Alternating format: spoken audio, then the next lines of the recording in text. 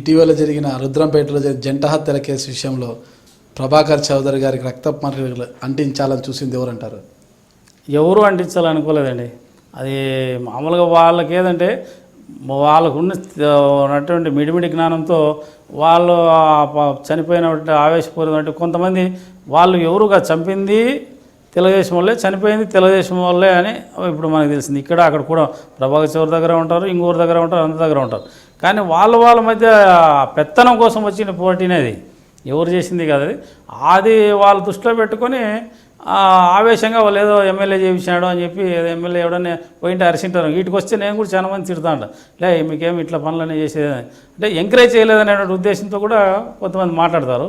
అట్లా ఆవేశంగా మాట్లాడిన దాన్ని బట్టి ఎమ్మెల్యే హస్తం ఉందని చెప్పి మాట్లాడినారని అనుకుంటున్నారు. కానీ ఆయనకి ఆ అవసరం లేదు, మాకు అంతకంటే అవసరం లేదు. అదే చిల్లరగా పెట్టుకొని వాళ్ళ మధ్య పెట్టుకునే గొడవ చిన్నతనం ఆధిపత్య పూర్వ కోసం. చిన్నతనం నుంచి చూస్తే ఇప్పటి వరకు మీలో మరపురాని సంఘటన ఏదైనా ఉందా మీకు? ఇక జీవితంలో ఈ విషయాన్ని నేను మర్చిపోలేను అనుకున్న సంఘటన ఏదన్నా మీకు మిగిలిపోయింది? మరపురాని అంటే ఆ రోజు అన్నగారు మంత్రిగా ప్రమాణ స్వీకారం చేసి ఫస్ట్ అనంతపురం జిల్లాకు వచ్చిన రోజు ఆయన ఆర్ఎన్బి గెస్ట్ హౌస్లో పోయి రెస్ట్ తీసుకున్న రోజు ఆయనతో పాటు నేను కూడా పోయి ఆర్ఎన్బి గెస్ట్ హౌస్లో లోపలిగా పోయిన రోజు నాకు వచ్చినటువంటి సంతోషం, ఆనందము జీవితంలో ఇంకా అటువంటి ఆ రోజు మరపురాని రోజు. ఎందుకంటే మేము అప్పుడు పడినటువంటి బాధలు చాలామంది మంత్రుల దగ్గరికి, ఎమ్మెల్యేల దగ్గర తిరిగి ఆర్ఎన్బి గెస్ట్ హౌస్ ముందు గంటలు పడికాపులు ఉండి ఆ చీటీలు పంపించి మమ్మల్ని లోపల పిలక మమ్మల్ని బయటికి ఎంటేసిన రోజులు ఎన్నో చూసాం. ఆ పరిస్థితికి మేము ఆయన మంత్రిగా వచ్చాడు కూర్చున్నప్పుడు ఇంకా అంతకన్నా ఆనందం ఏముంటుంది. ఆ రోజు ఎప్పుడు మర్చిపోలేనండి. అది మీరు ఎంతగా అభిమానించే పరిటాల రవీంద్ర గారిలో మీకు నచ్చే గుణం ఏదంటారు? ఆయన ఇతరులకి సహాయం చేసే గుణము అంటే తన సంపాదన కానీ తన చేసే కృషి ఇదంతా కూడా నేను నా బంధువులే తినాలనే మనస్తత్వం కాదు దానికి. ఏదో అంటే చుట్టూ ఉన్న వారికి 10 మందికి సాయం చేయాలనేది ఎప్పుడూ ఆలోచన చేసేవాడు.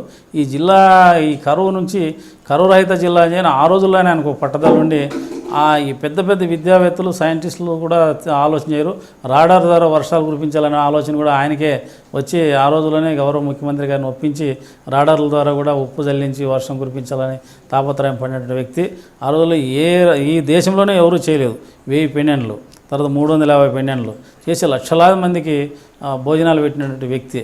కాబట్టి ఆ గుణం నాకు చాలా బాగా నచ్చేదండి.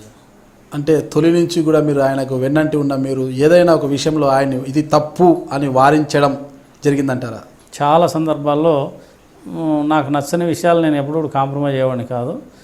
నేను చాలా విషయాలు కూడా వారించడం కూడా జరిగింది. అంటే ఆయన ఎలా స్వీకరించారు? రవిని చూడడం అంటే ఒక సూర్యుడిని చూడడంతో సమానం అంటుంటారు. అప్పుడు అలాంటిదో మీరు దగ్గరగా ఉండేవాళ్ళు, రవితో ఇది తప్పు అని చెప్పే సాహసం మీరు చేస్తే ఆయన ఎలా స్వీకరించేవాళ్ళు మీ నుంచి? ఆయన నవ్వుతూ స్వీకరించేవాడు. నువ్వు ఏది ఒప్పుకుంటావులే, మామూలుగా నేను ఏది చేసినా నువ్వు ఇట్లే చెప్తావు ఏదన్నా అంటే అని అనేవాడు. అంటే దానికి కూడా సందర్భము సమయం బట్టి ఏదైనా ఆయన చేసిన మిస్టేక్ని ఖండించేవాడు నేను. అంటే అప్పటికప్పుడే కాకుండా సందర్భం బట్టి నేను చెప్పేవాడు అతనికి. రంగస్థల నటుడుగా ఉన్న మీకు నందమూరి బాలకృష్ణ గారితో ఎలాంటి సంబంధాలు ఉన్నాయంటారు?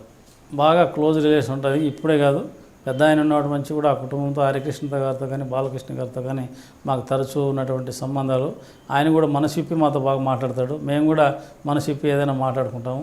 ఈ జిల్లాలో ఎవరికి ఎట్లుందో తెలియదు కానీ నాకు చాలా చనువు ఉంది అతని దగ్గర.